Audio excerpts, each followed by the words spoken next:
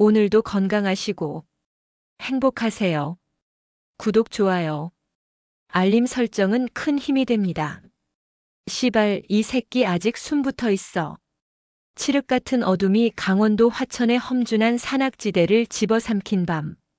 빗줄기인지 눈발인지 모를 진눈깨비가 살을 애는 듯이 쏟아졌다. 비명제라 불리는 762고지 후사면 버려진 구역 막사 뒤편에서 거친 숨소리와 함께 나지막한 욕설이 터져나왔다. 황 병장님 어떡합니까? 이러다 진짜. 닥쳐, 김이병. 내가 더 세게 찼어야지. 이 새끼가 감히 마 중령님 물건에 손을 대? 황태수 병장이 군홧발로 쓰러진 훈련병의 복부를 다시 한번 지시겼다. 컥 하는 소리와 함께 피 거품이 훈련병의 입에서 울컥 쏟아졌다. 그는 이 부대 27사단 철랑대대에 갓 전입 온 이호연 이병이었다. 그의 눈은 공포와 고통으로 풀려 있었지만 필사적으로 가슴팍에 품은 무언가를 지키려 애썼다. 이거 군단장님께 보내야. 뭐? 군단장? 이 미친 새끼가. 황 병장이 이 이병의 멱살을 잡아 올렸다. 그리고는 옆에 서 있던 중사 계급의 부사관을 향해 고개를 돌렸다. 박 중사님, 이 새끼가 헛소리를 합니다. 마저 처리하시죠. 젠장. 박 중사는 망설였지만 이내 결심한 듯 진압봉을 고쳐주었다. 그는 대대장 마진석 중령의 신복이었다. 쿵 하는 둔탁한 소리가 두어 번 더 울리고 이호연 이병의 가느다란 신음이 빗소리에 묻혀 완전히 끊어졌다. 깨끗하게 처리해. 산악 적응 훈련 중에 발 헛디뎌서 실족사한 걸로. 예, 알겠습니다. 그들의 범죄를 목격한 것은 오직 칠흑 같은 화천의 밤하늘 뿐이었다. 같은 시각 화천에서 직선거리로 약 100km 떨어진 경기도 평택의 제5승진 군단 지휘통 제실벙커. 대한민국 육군 창설 이래 최초의 여성 군단장이자 치마두른 손자라는 경외 어린 별명으로 불리는 한선주 중장이 거대한 전면 스크린을 응시하고 있었다. 스크린에는 수백 개의 아군과 적군 아이콘이 쉴 새 없이 전멸하며 가상의 전장을 수놓고 있었다. 북의 제5군단과 가상 교전 중인 승진 워게임의 마지막 날이었다. 보고합니다. 군단장님. 청군 제1기갑여단이 철원 포천 축선을 성공적으로 돌파, 현재 적 지휘부 3km 전방까지 진출했습니다. 작전 참모의 낭낭한 보고에도 한선주의 표정에는 미동조차 없었다. 그녀의 굳게 다물린 입술과 칼날처럼 꼿꼿한 자세는 전군에서도 정평이 나 있었다. 5군단은 대한민국 육군의 최정예 공격 기동군단이었고 승리는 당연했다. 그녀가 신경 쓰는 것은 승리 자체가 아니라 그 과정에서 발생하는 단 1%의 비효율과 불필요한 손실이었다. 그녀의 지휘 철학은 완벽한 통제였다. 포병 전력 재배치에 돌파구 측면 방어가 미흡하다. 적의 역습에 휘말리면 제1기갑은 그대로 고립돼. 그녀의 서늘한 지적에 작전 참모의 얼굴이 굳었다. 그때였다. 통상적인 훈련 보고가 아니었다. 그녀의 개인 보안 단말기에 조용한 알림이 하나 들어왔다. 군단장 취임 이후 거의 사용하지 않았던 과거 정보분석실장 시절 사용했던 비공식 정보 라인이었다. 그녀의 시선이 스크린에서 단말기로 옮겨졌다. 발신자는 내부 고발자라는 익명이었다. 군단장님. 당신의 아들이 복무 중인 27사단 철랑대대는 지옥입니다. 한선주의 심장이 얼음장처럼 차가워졌다. 아들. 그녀의 하나뿐인 아들 강민준 일병. 그녀는 떨리는 손으로 단말기를 스크롤했다. 대대장 마진석 중령과 그 하수인들은 병사들의 피를 빨아먹고 있습니다. 혹한기 난방유와 전투 식량을 빼돌려 사적으로 유용하고 병사들에게는 끔찍한 가혹 행위가 일상처럼 자행됩니다. 제발 이 지옥을 끝내주십시오. 그리고 마지막 문장. 오늘 밤 훈련병 하나가 죽었습니다. 사고가 아닙니다. 명백한 구타와 고문 끝에 벌어진 것입니다. 다음은 당신의 아들이 될 수도 있습니다. 온몸에 피가 역류하는 듯한 충격이 그녀를 휩쌌다. 아들 민준. 혹시라도 군단장 엄마의 경력에 누를 끼칠까봐 자신의 복무지를 일부러 알리지 않았었다. 그저 강원도 전방이라고만 둘러댔었다. 그녀는 즉시 군단 인사처 전산망에 접속했다. 강민준 일병.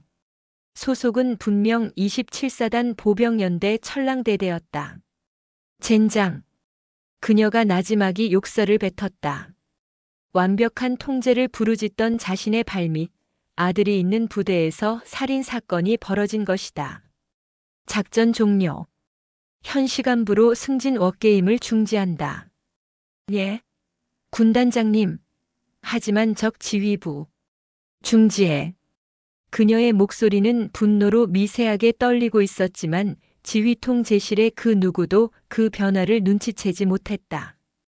그녀는 즉시 자신의 집무실로 돌아와 두 사람을 호출했다.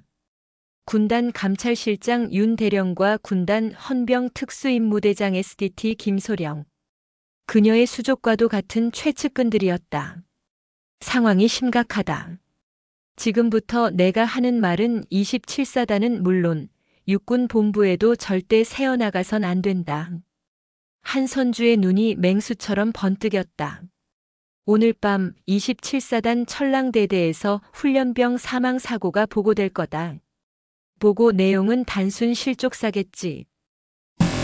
하지만 그건 거짓이다. 명백한 살인 사건이야. 그리고 그 배후에는 대대장 마진석 중령이 있다. 윤 대령과 김소령의 얼굴이 하얗게 질렸다. 군단장이 직할 사단의 대대장을 그것도 물증 없이 살인범으로 지목한 것이다. 윤대령. 예, 군단장님. 당장 하반기 군수물자 및 유류 보급 실태 불시 점검 공문을 위조해. 감사팀은 우리 측 인원으로만 꾸린다. 나도 포함해서. 군단장님께서 직접 가시겠다고요? 그래. 내 눈으로 직접 확인해야겠다. 이 어둠의 실체를. 그녀는 김소령을 바라보았다. 김소령은 특임대 정예요원 5명을 선발해 민수용 차량으로 위장하고 내일 새벽 5시 화천으로 출발한다. 운전은 자네가 직접 맡아. 그녀는 창밖의 어둠을 노려보았다. 평택의 밤하늘은 고요했지만 그녀의 내면은 이미 아들이 있는 화천의 험준한 산악지대로 달려가고 있었다. 내일. 그 지옥의 뚜껑을 우리가 직접 열 것이다. 다음 날 새벽 해가 채 뜨기도 전인 이른 아침. 강원도 화천군 상서면에 위치한 27사단 철랑대대 위병소 앞으로 낯선 검은색 스타렉스 승합차 한 대가 멈춰 섰다. 영하 15도를 밑도는 화천의 새벽 공기는 폐부를 찢을 듯이 차가웠다. 위병소 근무자는 따분한 표정으로 차를 막아섰다. 어디서 오셨습니까? 조수석에서 말끔한 정복 차림의 윤대령이 내렸다. 5군단 감찰실 소속이요. 하반기 정기 군수 물자 및 보급 실태 점검 차 방문했소. 여기 공문이요. 위병 사관이 공문을 받아들고는 어리둥절한 표정을 지었다. 군단에서 직접, 그것도 정기 점검이라기엔 너무 이른 시각에 불시에 닥친 방문이었다. 하지만 공문의 직위는 틀림없었다. 차량 내부 확인하겠습니다. 규정대로 하게. 위병이 차량 뒷좌석 문을 열었다. 안에는 전투복 차림의 헌병 특임대원 1명과 수수한 점퍼 차림의 두꺼운 뿔테 안경을 쓰고 머리를 단정하게 묶은 중년 여성 1명이 앉아 있었다. 군단장 한선주. 그녀는 자신의 모든 계급장과 표식을 뗀 채 감찰실 소속 5급 행정감사관 김현수로 위장한 상태였다. 군무원 신분증입니다. 한선주가 무표정하게 신분증물론 위조된 것이었다을 내밀었다. 위병은 신분증과 그녀의 얼굴을 대충 훑어보더니 추위에 떨며 손을 흔들었다. 들어가십시오. 차가 부대 안으로 천천히 진입하는 동안 한선주는 차창 밖으로 펼쳐진 천랑대대의 풍경을 날카롭게 훑었다. 겉보기에는 여느 전방 부대와 다를 바 없었다. 깔끔하게 정돈된 연병장, 이른 아침부터 들려오는 우렁찬 구호 소리. 하지만 그녀의 눈은 속일 수 없었다. 제설 작업 중인 병사들의 표정에 서린 미묘한 공포와 피로감. 군기가 잡힌 것이 아니라 무언가에 극도로 억눌려 죽어있는 눈빛이었다. 그녀의 심장이 불안감으로 세차게 뛰었다. 한편 그 시각, 대대 본부 뒤편의 낡은 보일러실. 강민준 일병은 전투화에 광을 내고 있었다. 그의 왼쪽 뺨은 시퍼렇게 부어올라 있었다. 어젯밤 소등 후에 눈빛이 마음에 들지 않는다는 이유로 황태수 병장에게 끌려가 무자비하게 폭행당한 흔적이었다. 야, 강일병. 대가리 박아. 이 새끼가 대답 안 해? 빠져가지고. 황 병장이 민준의 정강이를 걷어찼다. 민준은 이를 악물고 차가운 시멘트 바닥에 머리를 박았다. 그는 그저 이 시간이 지나가기만을 빌었다. 육군 사관학교 출신인 아버지와 군단장인 어머니. 그는 부모님께 의지하지 않고 스스로 평범한 군 복무를 마치고 싶었다. 그래서 자신이 누구인지 아무에게도 밝히지 않았다. 하지만 이곳은 그가 상상했던 군대와는 거리가 멀었다. 어이, 황 병장. 적당히 해. 쟤 그러다 죽겠다. 죽긴 누가 죽습니까? 박 중사님. 어젯밤 이호연 이병을 함께 처리했던 박 중사가 보일러실로 들어오며 담배에 불을 붙였다. 즉, 그나저나 어제 그 새끼 이호연이 말이야. 예. 그 새끼가 뭘 찍으려고 했는지 알아냈나? 아니요. 그냥 휴대폰 뺏어서 박살냈습니다. 근데 그 새끼 마지막에 헛소리 하던데요. 군단장한테 보낸다나 뭐라나? 군단장이라는 말에 바닥에 머리를 박고 있던 강민준의 어깨가 움찔했다. 개새끼가. 아무튼 잘 처리됐어. 마 중령님께서 실족사로 서류 완벽하게 꾸미셨단다. 괜한 소리 짓거리고 다니지 마. 특히 너. 박 중사가 민준의 머리를 군홧발로 툭 찼다. 어제 죽은 이호연이처럼 산에서 발 잘못 디디는 수가 있어. 알아들었어? 민준의 등줄기에 식은 땀이 흘렀다. 죽은 훈련병. 사고가 아니었다. 이 부대 전체가 거대한 악의 소굴이었다. 그때 창밖으로 낯선 검은색 스타렉스가 행정반 앞에 서는 것을 보았다. 윤 대령과 감찰실 간부 몇몇이 내렸다. 그리고 그들 사이에 섞인 한 중년 여성. 누구지? 그는 고개를 살짝 들었지만 멀리서 본 여성의 모습은 그저 평범한 행정감사관일 뿐이었다. 설마 그 여성이 자신의 어머니이자 이 부대를 총지휘하는 오군단장일 것이라고는 꿈에도 상상하지 못했다. 같은 시각 부대 본부 행정반. 천랑대대 대대장 마진석 중령이 팔짱을 낀 채 거만한 태도로 감찰팀을 맞이했다. 그는 육사 출신이었지만 능력보다는 아첨과 줄타기에 능해 이 험지인 화천의 대대장 자리를 꿀보직처럼 여기는 자였다. 아이고 윤 대령님. 5군단 감찰실에서 이런 깡촌까지 어인 일이십니까? 미리 연락이라도 주셨으면 연병장에 도열이라도 했을 텐데요. 마 중령의 말에는 뼈가 있었다. 군단 직속 감찰이라지만 사단장 27사단장을 건너뛰고 자신의 부대를 급습한 것에 대한 불쾌감이 노골적으로 드러났다. 정기 점검일 뿐이요, 마 중령. 너무 신경 쓰지 마시고 관련 서류나 준비해 주시죠. 윤 대령이 점잖게 응수했다. 마 중령은 콧방귀를 끼며 행정보급관을 불렀다. 김 상사. 저기 손님들 오셨다. 창고 장부랑 행정 서류 몇 개 가져다 드려. 깨끗한 걸로. 깨끗한 걸로라는 말에 힘을 주는 마 중령의 모습에 한선주의 눈이 안경 너머로 차갑게 빛났다. 그녀는 김현수 감사관의 역할에 충실하며 서류처를 검토하는 척 대대장실 내부를 꼼꼼히 살폈다. 벽에 걸린 고급 골프채 세트, 책상 위에 놓인 값비싼 명품 시계, 병사들의 복지와는 전혀 어울리지 않는 사치품들이었다. 한선주가 조용히 입을 열었다. 낮고 차분한 그러나 힘있는 목소리였다. 대대장님, 질문이 하나 있습니다. 마진석 중령의 시선이 처음으로 여성 감사관에게 향했다. 뭐요? 감사관 양반이 질문은 무슨? 여기 혹한기 병사 막사 남방유 보급 장부를 보니 이달 초에 배정된 등유 3만 리터가 전량 소진된 것으로 되어 있습니다.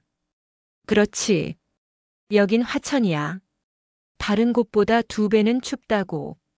그래서 한선주가 그의 말을 잘랐다. 안경을 고쳤으며 그녀가 말을 이었다. 이상하군요.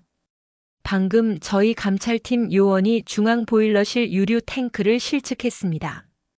탱크 용량의 12%밖에 남아있지 않았습니다. 장부상으로는 100%가 채워져 있어야 하는데 말입니다. 사라진 88%의 등유, 약 2만 6천 리터는 어디로 간 것입니까? 대대장님. 마진석의 표정이 순간 굳어졌다. 대대장실의 공기가 급격하게 얼어붙었다. 마진석 중령은 방금 자신이 들은 말을 믿을 수 없다는 듯 한선주기 면수 감사관을 빤히 쳐다봤다. 일개 군무원, 그것도 여자 감사관이 자신의 영린을 정면으로 건드린 것이다. 마 중령이 기가 차다는 듯 헛웃음을 터뜨렸다. 그는 자리에서 일어나 한선주에게 천천히 다가갔다. 180cm가 넘는 거구에서 위압감이 뿜어져 나왔다.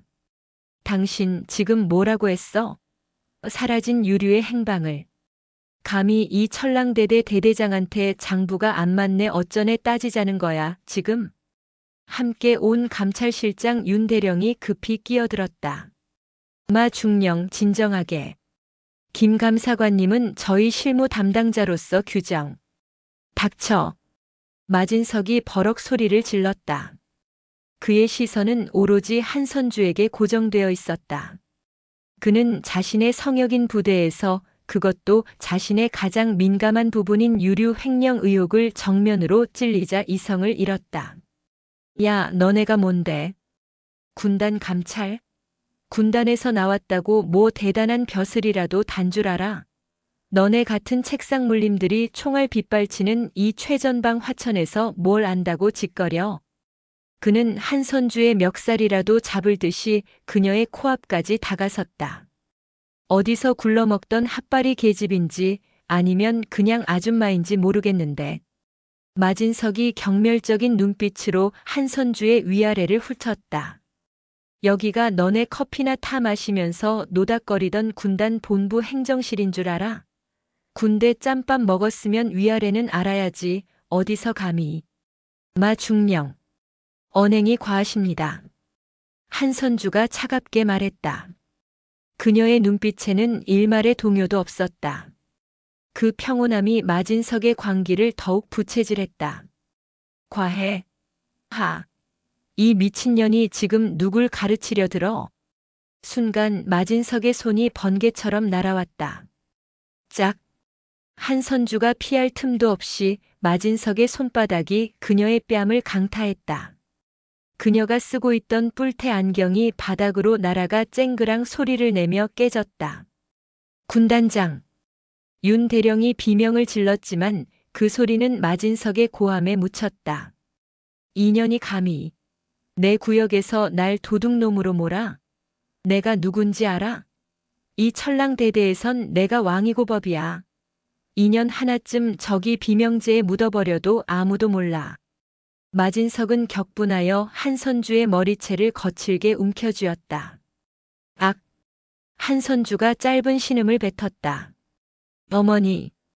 그때였다.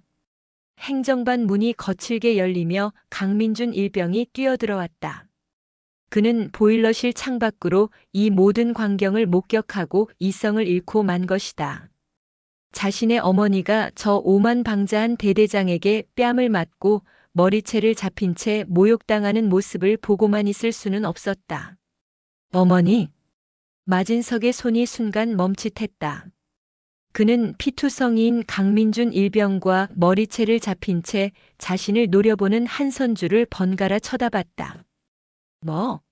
어머니? 이 이등병 새끼가 미쳤나? 내 어미라고? 이 아줌마가? 모든 것이 혼란스러운 그 순간 바닥에 떨어진 안경도 줍지 않은 채 한선주가 싸늘한 목소리로 입을 열었다. 그녀의 목소리는 머리채를 잡힌 사람의 것이라고는 믿기지 않을 만큼 침착하고 단호했다. 마진석 중령. 뭐 이년아. 여자네. 지금 누구 머리채를 잡고 있는지 정녕 모르는가. 한 선수는 자신의 점퍼 주머니에 손을 넣었다. 그리고 무언가를 꺼내 마진석의 얼굴 앞에 던졌다. 그것은 별 3개가 선명하게 박힌 붉은색 바탕의 삼성 장군 지휘관 표식이었다. 마진석의 눈이 믿을 수 없다는 듯 커졌다. 이게 뭐야? 가짜를. 마진석 중령. 한선주가 자신의 머리채를 잡은 마진석의 손목을 부러뜨릴 듯한 악력으로 움켜쥐었다. 나는 대한민국 육군 제5승진 군단장 중장 한선주다. 마진석의 얼굴에서 피가 사라졌다. 그의 손에서 힘이 풀리고 한선주의 머리카락이 스르르 빠져나왔다. 치마 두른 손자. 전군 최초의 여성 군단장. 한선주. 그래. 내가 그 핫바리 계집이고 미친년이다. 한선주는 자신의 헝클어진 옷매무새를 가다듬지도 않은 채 마진석의 멱살을 역으로 틀어쥐었다. 그리고 자네는 방금 내 놈이 왕이라는 그 부대에서 너의 직속 상관이자 군단장을 폭행하고 모욕했다. 그녀는 마진석을 벽으로 거칠게 밀어붙였다. 감찰실장 헌병대장. 뭐하고 있나? 네, 군단장님. 지금까지 침묵을 지키던 감찰실장 윤 대령과 운전병으로 위장하고 있던 헌병 특임대장 김소령이 동시에 외쳤다. 현 시간부로 27사단 천랑대대 대대장 마진석 중령을 상관 모욕 및 폭행, 군수품 횡령 그리고 살인 교사 혐의로 긴급 체포한다. 충성. 차량에 대기 중이던 헌병 특임대원들이 행정반으로 쏟아져 들어왔다. 마진석은 다리가 풀린 듯 그 자리에 주저앉았다. 그의 얼굴은 새하얗게 질려 있었다. 군단장님. 살려주십시오. 제가 미쳤었나 봅니다. 한선주는 그를 거들떠보지도 않았다. 그녀는 멍하니 서 있는 아들 강민준 일병에게 다가갔다. 그리고 멍든 아들의 뺨을 조용히 쓸어주었다. 괜찮으십니까? 어머니. 아니, 군단장님. 강민준이 떨리는 목소리로 물었다. 한선주는 아들의 어깨를 굳게 잡았다. 민준아. 이제 시작이다. 이 부대에 썩어 빠진 뿌리를 오늘 내가 모조리 뽑아버릴 것이다. 그녀의 눈빛은 화천의 겨울바람보다 더 차갑고 강철보다 더 단단하게 빛나고 있었다. 천랑대대의 지옥은 이제 막 그 뚜껑이 열렸을 뿐이었다. 마진석 중령의 집무실 안을 가득 채운 것은 숨막히는 침묵이었다.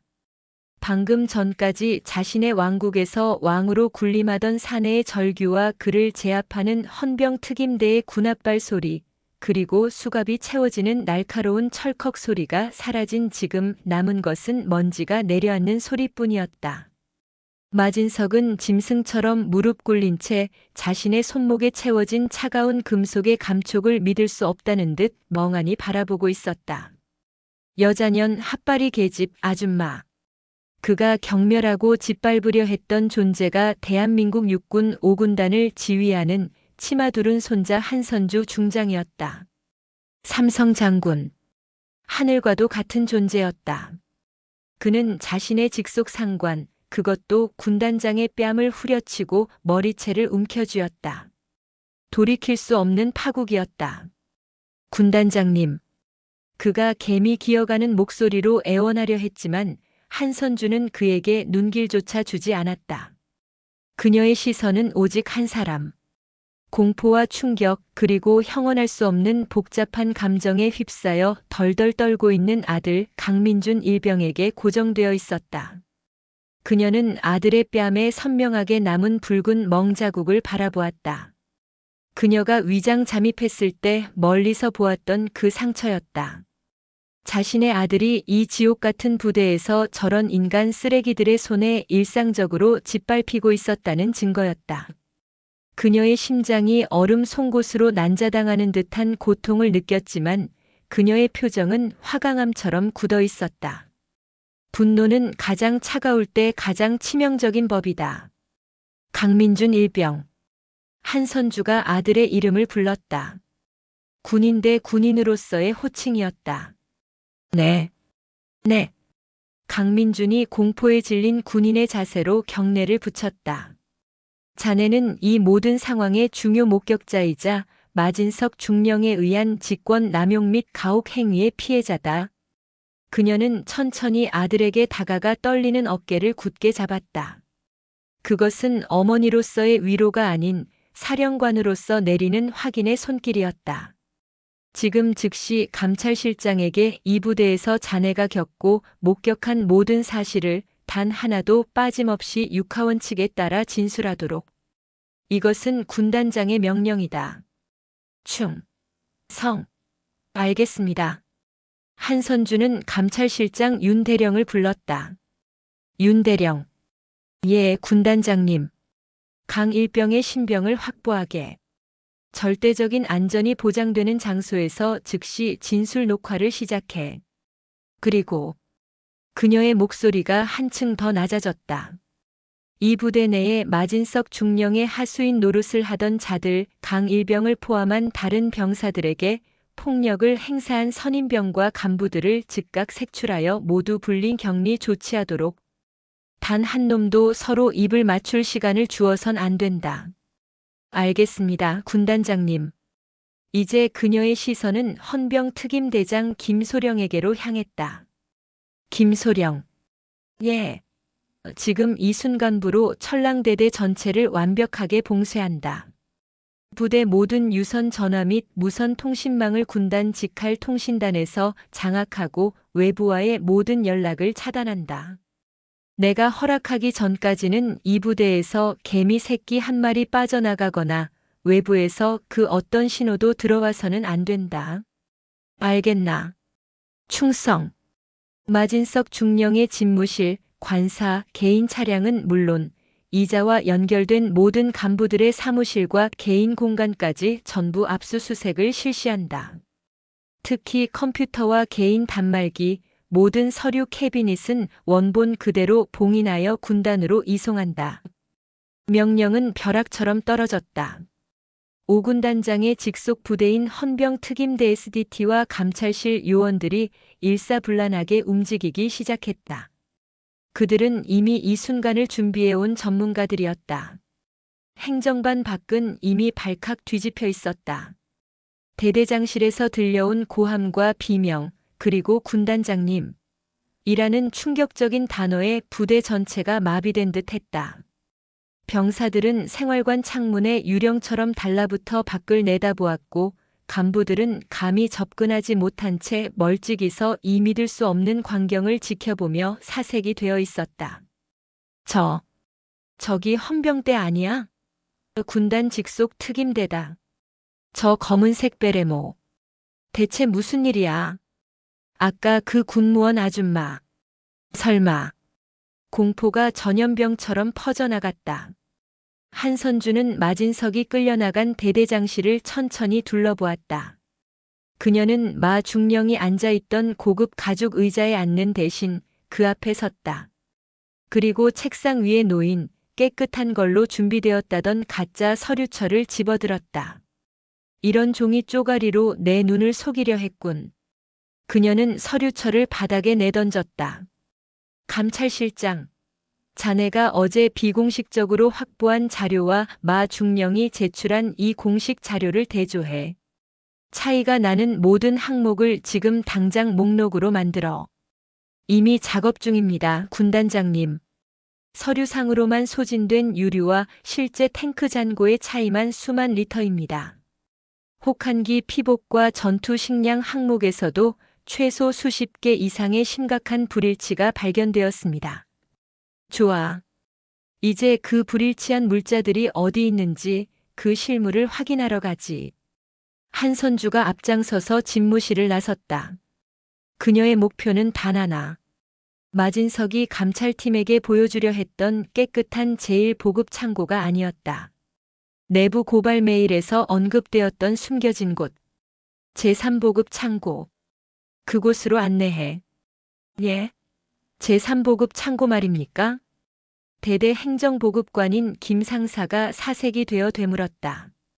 그는 마진석의 가장 충실한 신복이자 이 모든 비리의 금고직이었다. 그곳은 폐쇄된 지 오래되어. 폐쇄됐다고? 장부상에는 존재하지 않는 유령 창고인가? 한선주의 눈이 그를 꿰뚫었다. 김 상사. 자네에게도 두 가지 길이 있네. 지금 당장 저 시궁창의 문을 열고 수사에 협조하는 길. 아니면 마진석의 공범으로 함께 군사재판에 서는 길. 선택해. 김 상사의 다리가 후들거리며 떨렸다. 그는 식은땀을 비오듯 흘리며 주머니에서 열쇠 꾸러미를 꺼냈다. 안내하겠습니다. 제3보급 창고는 부대 내에서도 가장 후미진 곳, 폐기된 구형 막사 뒤편 비명제로 올라가는 초입의 숲속에 자리하고 있었다. 자물쇠는 굳게 잠겨 있었고 먼지가 두껍게 쌓여 오랫동안 사람의 출입이 없었던 것처럼 위장되어 있었다. 김 상사가 떨리는 손으로 자물쇠를 풀었다. 끼. 섬뜩한 소리와 함께 녹슨 철문이 열렸다. 그러자 안에서 뿜어져 나오는 역겨운 악취의 요원들이 잠시 숨을 참았다. 단순한 먼지 냄새가 아니었다. 기름과 곰팡이 그리고 무언가 썩는 듯한 냄새가 뒤섞여 있었다. 창고 안은 어두컴컴했다. 불 켜.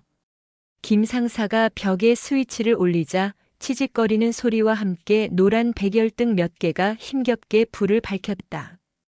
그리고 그 안에 쌓여 있는 것들의 실체가 드러났다. 그곳은 군수품 창고가 아니었다. 마진석 개인의 보물 창고이자 거대한 범죄의 증거 보관소였다. 세상에. 저 미친놈. 감찰실장 윤 대령의 입에서 욕설이 터져나왔다.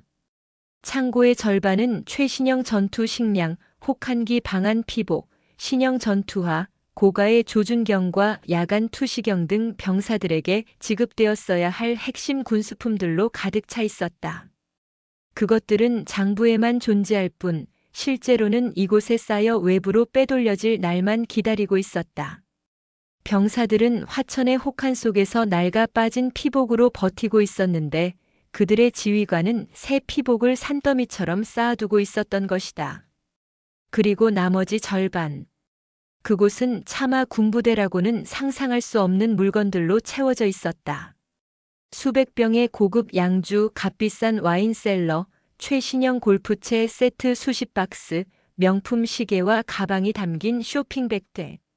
심지어 대형 텔레비전과 안마 의자, 최고급 커피 머신까지. 모두 병사들의 복지를 위해 배정된 예산 혹은 군수품을 빼돌려 검은 돈으로 사들인 뇌물이자 사치품이었다. 이게 다 얼마야? 저기 저 박스들. 부대 인근 군납 업체들 로고가 찍혀 있습니다. 이건 명백한 상납의 증거입니다. 한선주는 아무 말 없이 그 광경을 지켜보았다.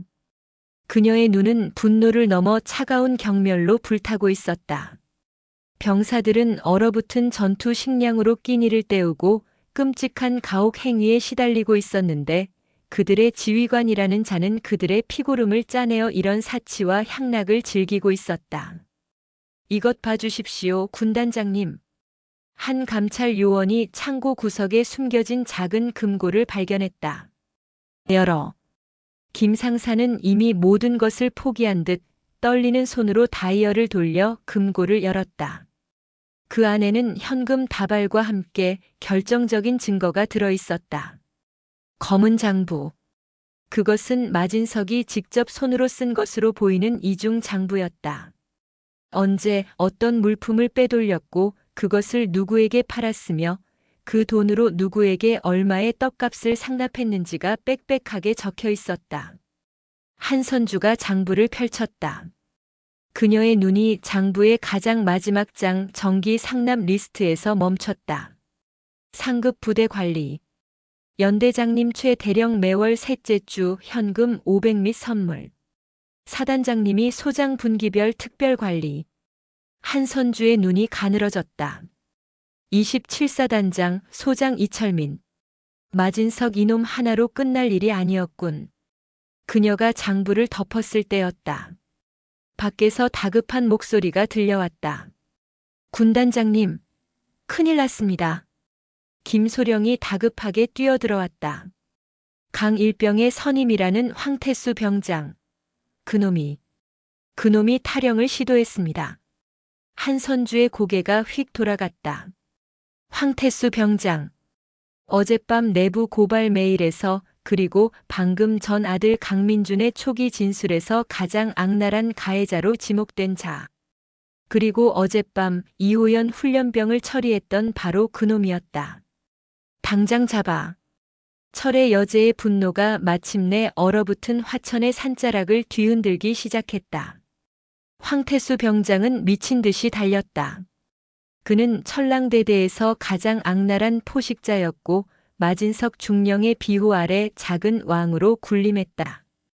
강민준 일병을 비롯한 후임병들에게 그는 공포 그 자체였다. 하지만 지금 그의 얼굴은 죽음의 공포로 일그러져 있었다. 그는 보았다. 하늘처럼 떠받들던 대대장 마진석이 그 핫바리 아줌마에게 멱살이 잡힌 채 헌병들에게 개처럼 끌려나가는 것을. 그리고 그 아줌마가 삼성 장군 군단장이라는 것을. 끝났다. 직감적으로 깨달았다.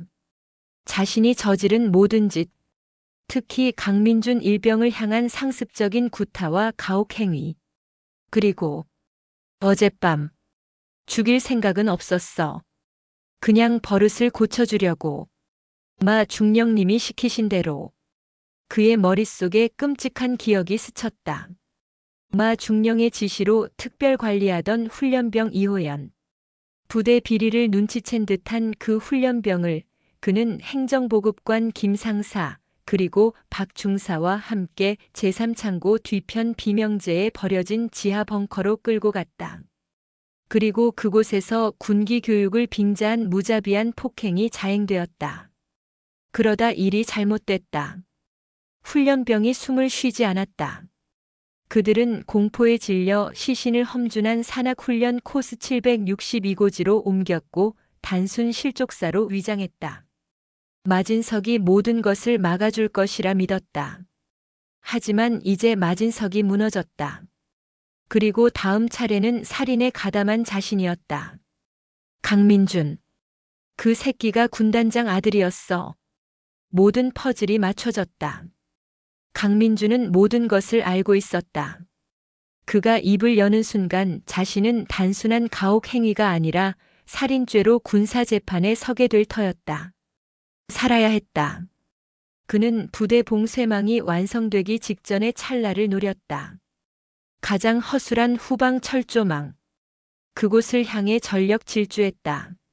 하지만 그의 앞길을 막아선 것은 칠흑 같은 전투복을 입은 5군단 헌병 특임 대원들이었다. 멈춰라. 멈추지 않으면 발포한다. 비켜. 비키란 말이야. 황 병장은 절박하게 철조망을 기어오르려 했다. 그 순간 강력한 힘이 그의 다리를 낚아채 바닥에 내동댕이 쳤다. 으악! 황태수 병장. 군단장님 명령이다. 넌 끝났어. 특임대원들이 그를 결박했다. 황 병장은 흙바닥에 얼굴을 처박은 채 짐승처럼 울부짖었다. 그의 탈영 시도와 절규는 부대 내에 숨죽이고 있던 병사들에게 마지막 남은 공포의 둑을 무너뜨리는 신호탄이 되었다. 한편 감찰실장 윤대령이 마련한 임시조사실. 강민준 일병은 떨리는 목소리로 지난 수개월간 겪었던 지옥을 토해내고 있었다.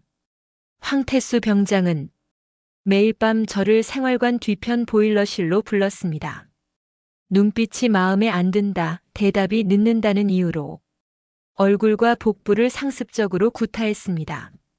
그의 진술은 담담했지만 녹화 중인 카메라 렌즈에는 그의 주먹이 하얗게 질리도록 떨리는 모습이 고스란히 담겼다. 마진석 중령님은 이 모든 사실을 알고도 묵인했습니다. 오히려 병사들 군기가 빠졌다며 간부들에게 가혹행위를 종용했습니다. 행정보급관 김상사는 병사들에게 배급되는 전투 식량과 부식 일부를 빼돌려 자신의 집으로 가져가거나 외부 식당에 팔아넘기는 것을 목격했습니다.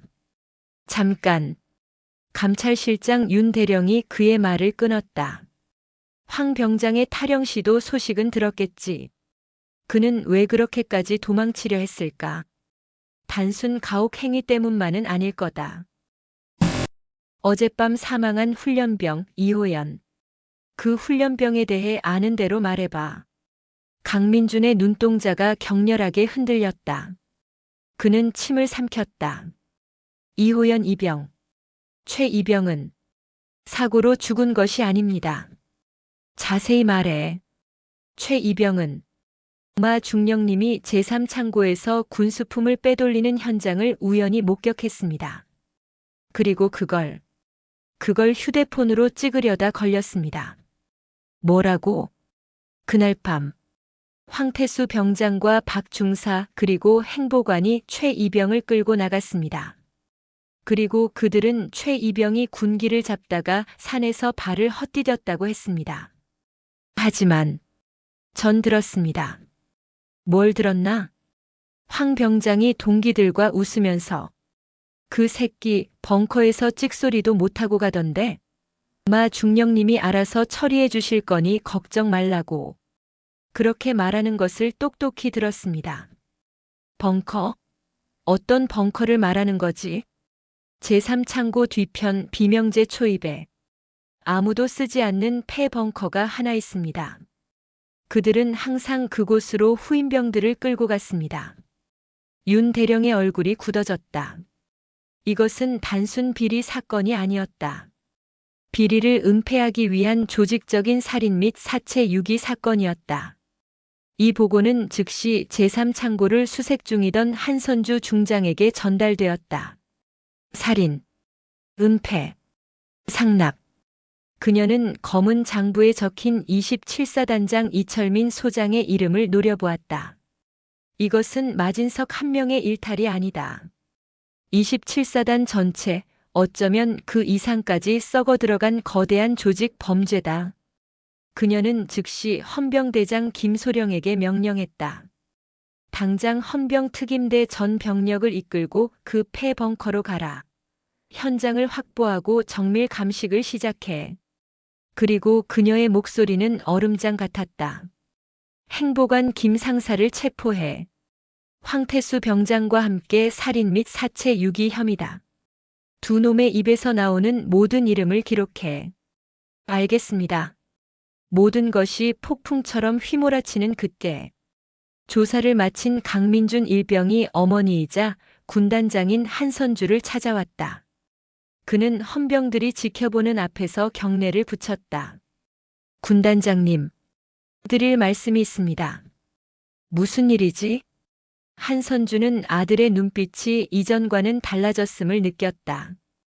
공포에 질려있던 소년의 눈이 아니었다. 무언가를 결심한 군인의 눈이었다. 잠시 단둘이 뵙고 싶습니다. 한선주는 윤 대령과 헌병들을 물렸다. 창고 안 산더미처럼 쌓인 비리 물품들 사이로 모자만 남았다. 민준아. 어머니의 목소리가 나오자 강민준의 눈시울이 붉어졌다. 어머니. 아니, 군단장님. 그는 주머니에서 작은 물건을 꺼내 한선주의 손에 쥐어주었다. 땀과 흙먼지로 더러워진 방수 처리된 작은 주머니였다. 이건 이호연 이병이 죽기 며칠 전에 저에게 맡긴 물건입니다. 한선주의 눈이 커졌다. 최 이병은 자기가 뭔가를 잘못 본 것 같다고 부대가 이상하게 돌아간다고 했습니다. 그러면서 만약 자기에게 무슨 일이 생기면 이걸 꼭 강민준의 목소리가 떨렸다. 이걸 꼭 가장 높고 정의로운 곳에 전해달라고 했습니다. 하지만 전 그게 무슨 뜻인지도 몰랐고 무서워서 아들은 울음을 터뜨렸다. 제가 이걸 어젯밤에 바로 신고했더라면 최 이병은 죽지 않았을지도 모릅니다. 제가 죽인 겁니다. 한선주는 아들의 뺨을 감쌌다. 아니다, 민준아. 넌 죽이지 않았어. 넌 지키려고 했던 거다. 이 지옥에서 그녀는 떨리는 손으로 방수 주머니를 열었다. 그 안에서 나온 것은 손톱만 한 크기의 검은색 저장 장치, 마이크로 SD 카드였다. 최 이병은 아버지가 기자라고 했습니다. 그래서인지 이런 일에 용감했습니다. 그는 아버지처럼 진실을 밝히고 싶어 했습니다. 아마도 강민준이 말을 이었다. 이 안에 그가 목숨을 걸고 찍은 모든 것이 들어있을 겁니다. 한선주는 그 작은 저장 장치를 굳게 움켜쥐었다. 이것은 단순한 증거가 아니었다. 한 젊은 병사의 목숨이었고 이 거대한 부패의 사슬을 끊어낼 유일한 은재 탄환이었다. 정보 참모. 한선주가 소리쳤다. 당장 군단 정보단 최고의 암호 해독 전문가를 투입해 이 저장 장치의 암호를 해제한다. 단 1초라도 빨리. 그녀는 직감했다. 이 저장 장치의 존재를 마진석도 그리고 그 윗선도 알고 있었을 터였다. 입단속을 시키라는 명령은 단순히 훈련병을 협박하라는 것이 아니라 바로 이 증거를 빼앗고 제거하라는 의미였을 것이다. 이제 시간 싸움이었다. 천랑대대 제3창고 뒤편 수풀에 가려진 폐벙커 입구는 스산한 기운을 내뿜고 있었다. 수십 년간 사용되지 않은 듯 입구는 덩굴로 뒤덮여 있었고 녹슨 철문은 굳게 닫혀 있었다.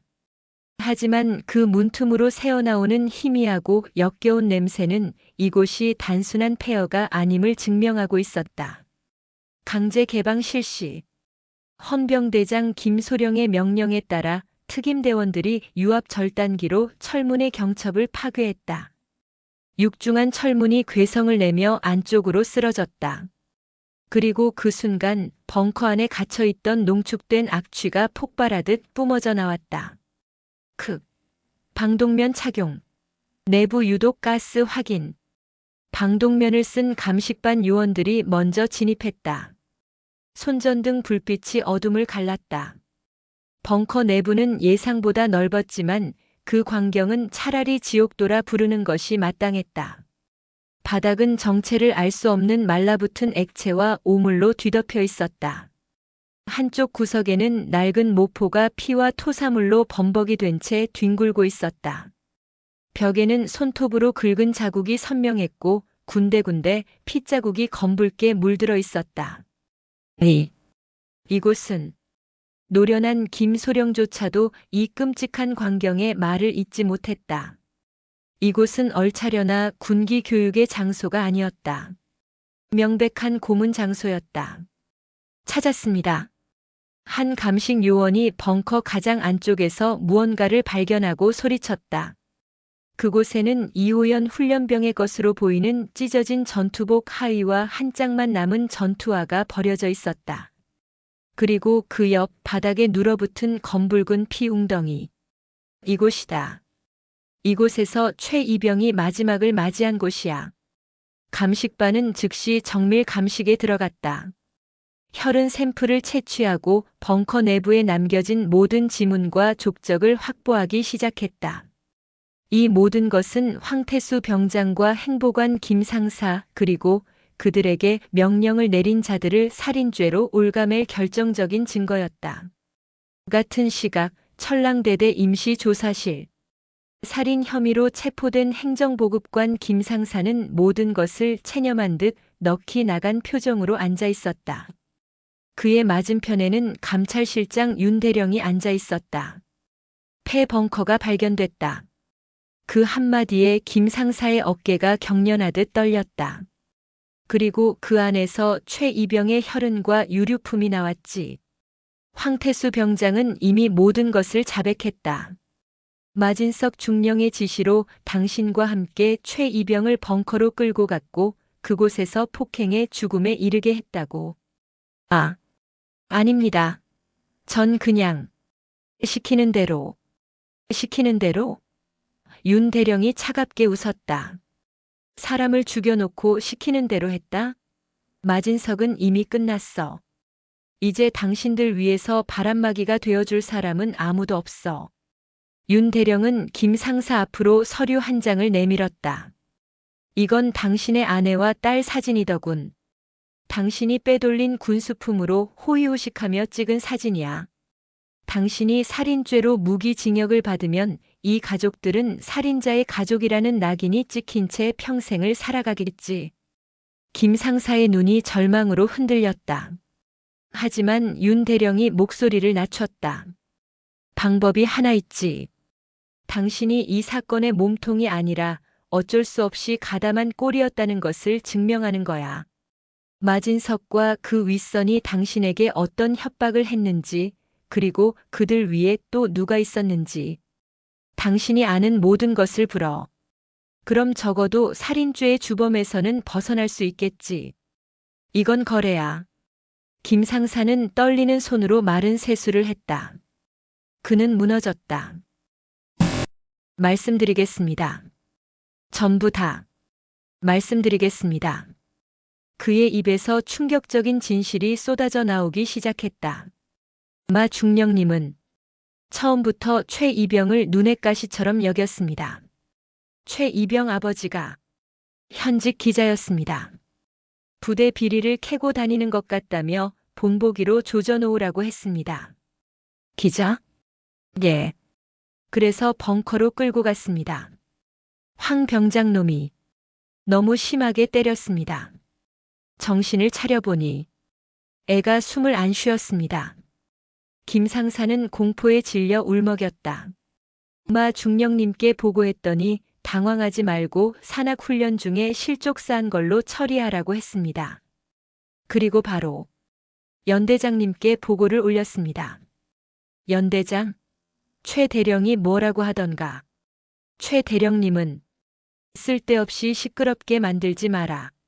사단장님 귀에 들어가면 다들 골치 아파진다. 훈련병 하나 죽은 것 가지고 유난 떨지 말고 조용히 덮어라고. 그렇게 말했습니다. 그리고 실족사 보고서를 결제해 주었습니다. 사단장, 27사단장 이철민 소장도 이 사실을 알았나? 그것까진. 하지만 마 중령님이 항상 말씀하셨습니다. 자기는 사단장님이 직접 꽂아준 사람이라고. 무슨 일이 터져도 사단장님이 다 막아주신다고.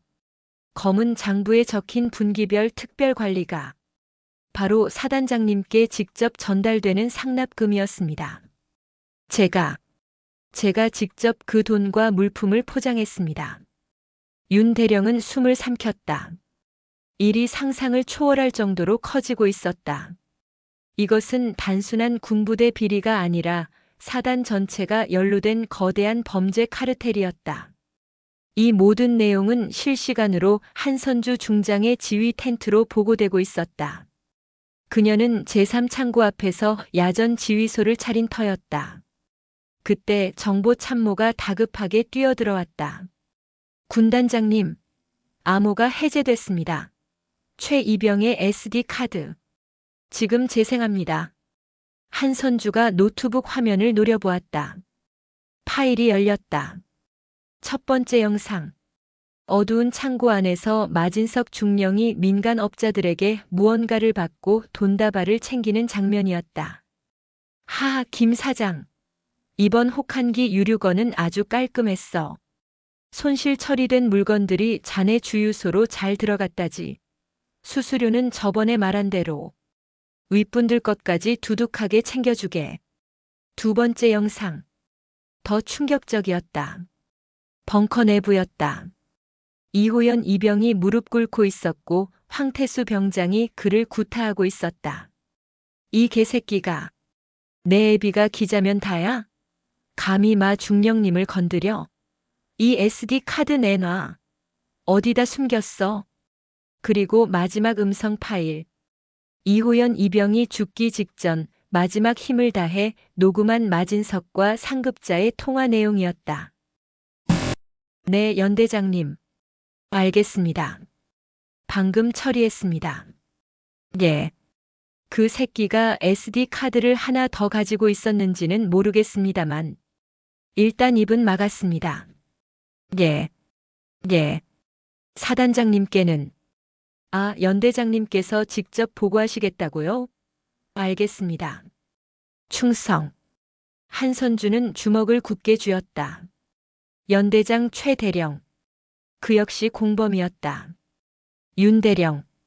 예, 군단장님. 지금 즉시 연대 본부로 출발한다. 헌병 특임대 절반을 차출해.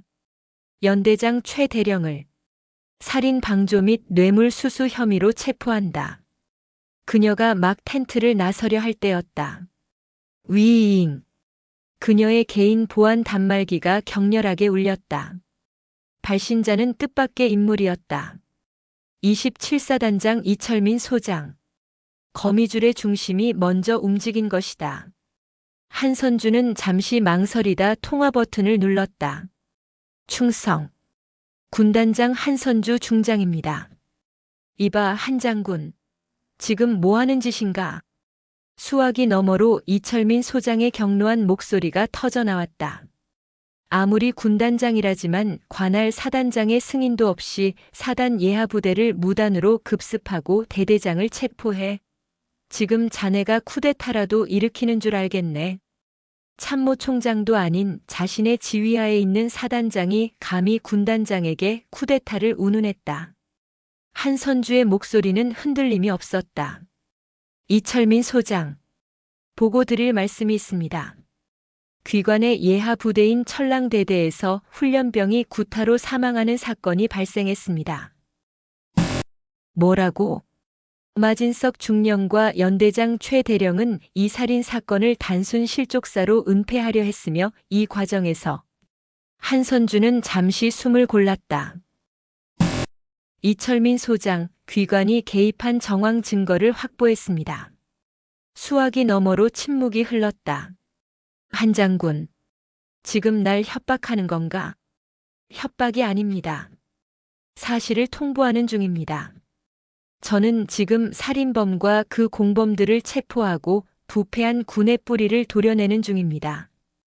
이것은 쿠데타가 아니라 군인으로서의 제 책무를 다하는 것입니다. 증거 있나? 고작 마 중령놈의 장부 따위에 내 이름이 몇 자 적힌 걸로 날 모함하지 마. 난 그저 음성 파일이 있습니다, 소장. 귀관의 지시를 받고 움직인 최 대령과 마 중령의 통화 녹음 파일, 그리고 최 이병이 목숨 걸고 남긴 영상 증거까지. 전부. 저는 지금 귀관의 부패와 살인 은폐의 증거를 가지고 연대장 최 대령을 체포하러 가는 길입니다. 한선주는 이철민 소장의 대답을 기다리지 않고 말을 이었다. 만약 육군본부에 저의 이 정당한 감찰과 수사를 지휘체계 문란으로 보고하고 방해하려 하신다면 저는 이 모든 증거 자료와 검은 장부 그리고 폐벙커의 참혹한 현장 사진을 군 내부가 아닌 언론과 국민에게 직접 공개하겠습니다. 살해당한 최 이병의 아버지가 현직 기자더군요. 자네, 이철민 소장, 현명하게 판단하십시오. 지금 당장 사단장 직위를 내려놓고 화천 시내를 벗어나지 말고 대기하십시오. 곧 군단 헌병대가 귀관을 모시러 갈 겁니다. 그녀는 일방적으로 통화를 끊었다.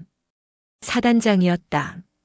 일개 대대장이 아니라 자신과 같은 별을 단 장군, 27사단 전체를 지휘하는 이철민 소장이 이 거대한 암덩어리의 중심이었다. 한선주는 텐트 밖을 나섰다. 화천의 차가운 밤 공기가 그녀의 뺨을 스쳤다. 김소령, 전 병력 차량 탑승. 다음 목표는 연대 본부다. 철의 여제의 심판은 이제 막 중턱을 넘어서고 있었다. 5군단 지휘 헬기 수리온의 로터가 화천에 얼어붙은 밤 공기를 찢어발겼다. 한선주 중장은 헬기 안에서 방금 체포한 천랑대대 행정보급관 김상사와 살인 주범 황태수 병장의 자백 보고서를 다시 한번 검토했다. 모든 증언은 한 곳을 가리키고 있었다.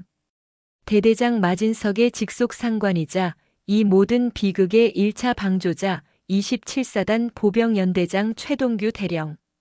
군단장님, 5분 내 연대 본부 상공에 도착합니다. 조종사의 보고에 그녀는 고개를 끄덕였다. 그녀의 머릿속은 차갑게 타오르고 있었다. 마진석이 몸통이 아니었다. 그는 그저 썩어 문드러진 거대 조직의 행동대장에 불과했다. 진짜 문제는 그에게 실족사로 처리하라고 지시하고 사단장에게 올라가는 보고 라인을 통제한 최동규 대령이었다. 김소령. 예, 군단장님. 연대 본부 도착 즉시 모든 통신망을 장악한다. 최 대령이 외부 특히 춘천사단 본부이나 계룡육군 본부로 단 한 통의 전화도 걸지 못하게 만들어. 알겠습니다. 특임대 1팀이 통신실을 확보하겠습니다. 헬기가 연대 본부 연병장에 착륙하자마자 칠흑 같은 전투복을 입은 5군단 헌병 특임대원들이 쏟아져 나왔다. 야간 당직 근무를 서던 연대 본부 병사들은 하늘에서 떨어진 듯한 무장한 특임대의 모습에 얼어붙었다. 무슨 일입니까? 당직 사령인 소령이 뛰어나왔지만 그는 자신의 눈앞에 선 여성을 보고 숨을 삼켰다.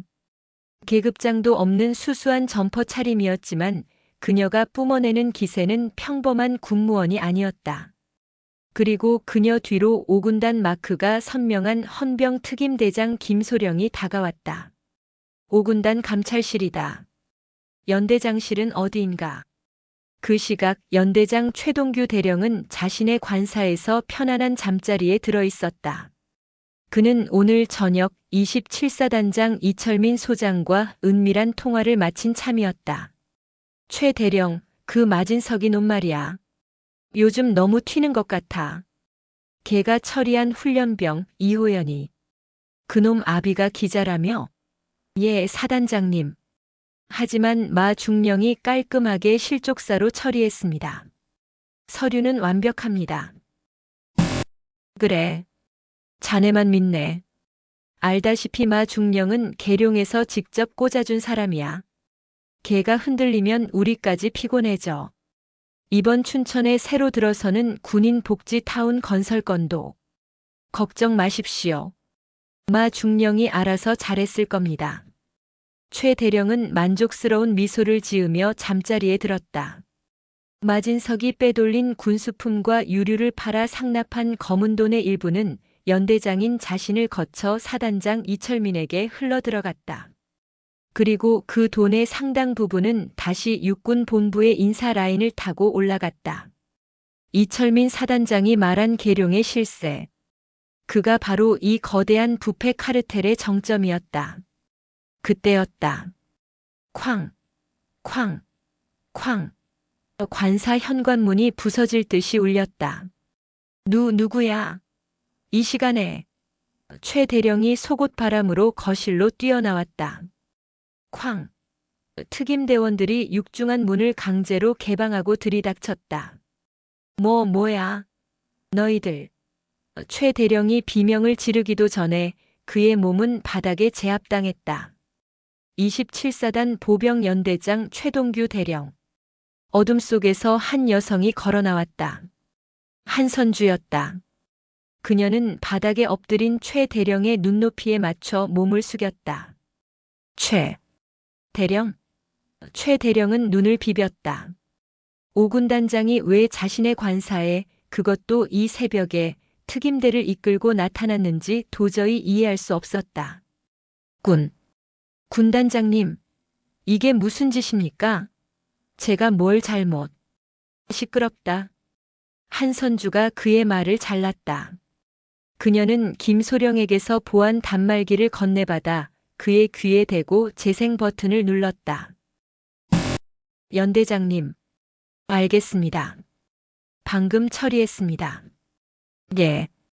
그 새끼가 SD 카드를 하나 더 가지고 있었는지는 모르겠습니다만 일단 입은 막았습니다. 예. 예. 사단장님께는 연대장님께서 직접 보고하시겠다고요? 알겠습니다. 충성. 마진석 중령의 목소리였다. 어젯밤 이호연 이병을 살해한 직후 그에게 보고한 통화 내용이었다. 한선주가 회수한 SD카드에 기적적으로 녹음되어 있었다. 최동규 대령의 얼굴에서 핏기가 가셨다. 이건 조작된 조작? 한선주가 그의 멱살을 잡아 올렸다. 내 놈이 훈련병 하나 죽은 것 가지고 유난 떨지 말라고 묵살한 그 훈련병이 내 놈들의 범죄 현장을 목숨 걸고 찍어왔다. 이호연 이병. 이름은 기억하나? 연대장 최동규 대령을 살인 교사 및 사체 유기 방조, 직권 남용, 뇌물수수 혐의로 긴급 체포한다. 한선주가 차갑게 명령했다. 잠깐. 군단장님, 제발. 이건 제 뜻이 아니었습니다. 최 대령이 발악하듯 소리쳤다. 사단장님, 이철민 사단장님께서 그분이 시키신 일입니다. 춘천 군인 복지 타운 건설. 그 사업 때문에 계룡에 그분께 상납할 돈이. 계룡의 그분이 누구지? 인사참모부장 박창군님이십니다. 박권율 중장님. 드디어 거미줄의 중심 거대한 괴물의 이름이 드러났다. 한선주와 같은 계급의 삼성 장군. 육군의 모든 인사를 총괄하는 육군본부의 실세 박권율 중장. 한선주는 눈을 감았다. 마진석, 최동규, 그리고 사단장 이철민까지 모두가 박권율의 인사 라인을 타고 그 자리에 앉은 그의 사람들이었다.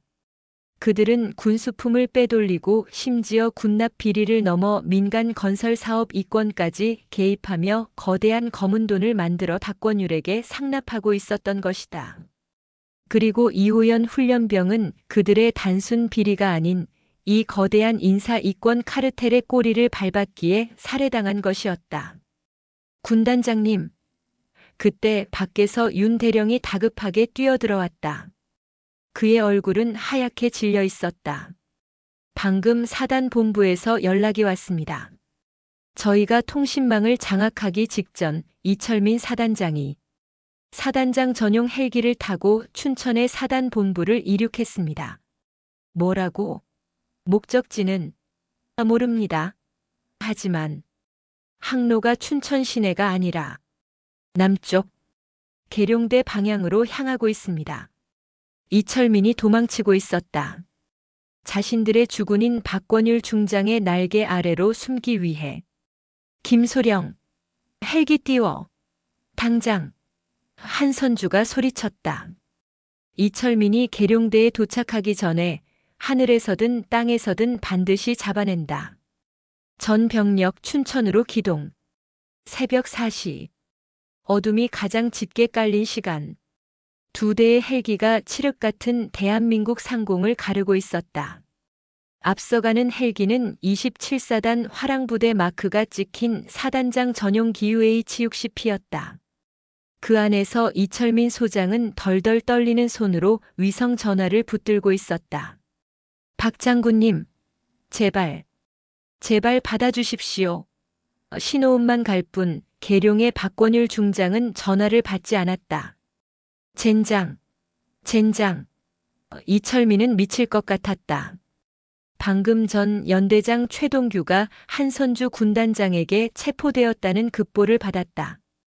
한선주 그 미친 여자가 칼을 빼들었다. 그녀가 마진석 최동규의 입을 여는 순간 자신의 목은 물론이고 계룡의 박권율까지 위험해진다. 살아야 한다. 어떻게든 계룡대로 들어가서 박 장군을 만나야 한다. 그분만이 이 사태를 막을 수 있다. 그때였다. 우웅 헬기 뒤편에서 거대한 굉음이 들려왔다. 조종사가 다급하게 외쳤다. 사단장님, 뒤에 5군단 수리온입니다. 저희를 따라오고 있습니다. 뭐라고? 이철민이 창밖을 내다보았다. 불과 수백 미터 뒤 전투 기동 태세를 갖춘 거대한 수리온 헬기가 자신들을 매섭게 추격해오고 있었다. 그리고 조종석 창문 너머로 한선주의 차가운 실루엣이 보이는 듯 했다. 따돌려. 당장. 저 미친 여자가. 하지만 사단장님. 저건 군단 직할 항공대의. 시끄러워. 당장 최대 속력으로 기동해. 저 여자에게 잡히면 우린 다 죽어. 춘천 상공에서 아찔한 추격전이 벌어졌다. 사단장기가 급격히 고도를 낮춰 춘천 시내의 빌딩 숲 사이로 파고들었다. 어떻게든 레이더망에서 벗어나 남쪽으로 향하려는 필사적인 몸부림이었다. 놓치지 마. 한선주가 조종사에게 소리쳤다. 저놈이 춘천 시내를 벗어나게 둬선 안 돼. 27사단 본부. 지금 당장 저놈을 사단 본부 연병장으로 강제 착륙시켜. 군단장님, 저자가 불응하면. 불응은 없다. 내가 직접 통신한다. 한선주가 비상 주파수로 이철민의 헬기에 직접 통신을 시도했다. 이철민 소장. 여기는 5군단장이다. 당장 기수를 돌려 27사단 본부로 복귀하라. 이건 군단장의 마지막 명령이다. 비켜라 한선주. 이건 내가 감당할 수 있는 일이 아니야. 이건 육군본부. 박권율 장군님이. 박권율의 이름이 내 놈의 방패가 될 것 같은가. 내 놈이 죽인 훈련병의 목숨값이다. 당장 착륙하지 않으면 격추를 불사하겠다. 미쳤어. 내가 감히. 한선주는 조종사에게 명령했다. 플레어를 터뜨려. 전방 시야를 차단해. 슈슈슈. 수리온 헬기에서 발사된 수십 발의 플레어가 이철민의 헬기 전방에서 폭죽처럼 터져나갔다. 으악. 앞이 안 보인다. 조종사가 비명을 질렀다. 헬기가 휘청거리며 균형을 잃었다. 그 사이 한선주의 수리온이 앞서 나가며 이철민 헬기의 퇴로를 완벽하게 차단했다. 착륙해 이철민. 그게 내가 살 수 있는 유일한 길이다. 결국 27사단장 전용 헬기는 꼬리를 내리고 춘천시 우두동에 위치한 사단 본부 연병장으로 기수를 돌릴 수밖에 없었다. 새벽 5시 27사단 본청 앞. 두 대의 헬기가 내려앉자마자 한선주와 헌병 특임대원들이 먼저 쏟아져 나왔다. 그들은 사단장 헬기를 완벽하게 포위했다. 잠시 후 헬기 문이 열리고 이철민 소장이 창백한 얼굴로 걸어 나왔다. 그는 애써 위험을 차리려는 듯 흐트러진 정복을 가다듬었다. 한 장군. 이게 무슨 짓인가? 아무리 군단장이라도 사단장을. 그것도 상공에서 위협 사격을 가해? 이건 명백한 월권이자 반란이야. 그는 자신을 호위하기 위해 달려나온 사단 본부 헌병들을 믿고 목소리를 높였다. 뭐하나? 당장 저자들을 체포하지 않고. 저 여자는 5군단장 도못도 아닌 반란군 수괴다. 사단 헌병들이 망설이며 총구를 한선주 측에게 겨누었다. 일촉즉발의 상황. 5군단 특임대 역시 방아쇠에 손가락을 걸었다. 같은 군복을 입은 아군끼리 총부리를 겨누는 최악의 사태가 벌어지기 직전이었다. 월권? 반란? 한선주가 천천히 이철민에게 걸어갔다. 그녀는 품에서 그 작은 마이크로 SD 카드를 꺼내 들었다. 내가 반란군 수괴라면 넌 살인범의 수괴다. 무슨 사단 헌병대장. 한선주가 이철민 뒤에 선 대령을 불렀다. 자네 부대 천랑대대에서 이호연 이병이 구타로 사망했다. 알고 있나? 실족사로 보고받았습니다. 그럼 이건 들어보지. 한선주는 김소령에게 명령했다. 전 병력이 들을 수 있도록 이철민 소장의 목소리를 사단 본부 전체에 방송해라. 예, 알겠습니다. 김소령이 SDT 통신 장비를 이용해 헬기 스피커와 사단 본부 비상 방송망을 연결했다. 그리고 재생 버튼을 눌렀다. 최 대령, 그 마진석이 놈 말이야. 요즘 너무 튀는 것 같아. 걔가 처리한 훈련병 이호연이. 그놈 아비가 기자라며. 알다시피 마 중령은 계룡에서 직접 꽂아준 사람이야. 걔가 흔들리면 우리까지 피곤해져. 이번 춘천에 새로 들어서는 군인 복지 타운 건설 건도. 이철민 소장 본인의 목소리였다. 최 대령과 통화하며 사건 은폐를 종용하고 계룡의 실세와 건설 비리까지 스스로 자백하는 내용이었다. 연병장에 모인 모든 사단 헌병들의 얼굴이 하얗게 굳어졌다. 그들이 충성을 바쳤던 사단장이 일개 훈련병의 죽음을 덮고 건설 비리에 연루되어 있었다. 저건 조작이야. 저 여자가 날 모함하는 거라고. 이철민이 발악했지만 이미 늦었다. 한선주가 사단 헌병대장을 향해 말했다. 이제 알겠나? 누가 반란군이고 누가 진짜 군인인지. 자네는 살인범을 비호할 것인가 아니면 군단장의 명령에 따를 것인가. 사단 헌병대장은 망설였다.